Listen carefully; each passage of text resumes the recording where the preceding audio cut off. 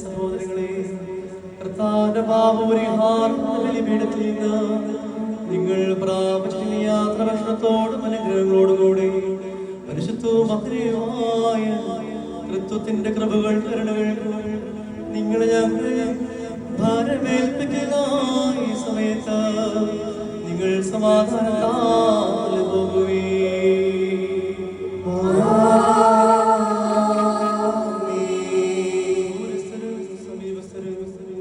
ജീവനുള്ളവരും മരിച്ചുപോയവരും നമ്മുടെ കർത്താവിന്റെ ജയമുള്ള സ്നേഹായാൽ രക്ഷിക്കപ്പെട്ടവരും പരിശുദ്ധ മാമോദീസയുടെ മുദ്രയിടപ്പെട്ടവരുമേ, ഈ തൃത്വം നിങ്ങളുടെ കടങ്ങൾ പരിഹരിക്കും. നിങ്ങളുടെ വിശ്വാസികളാ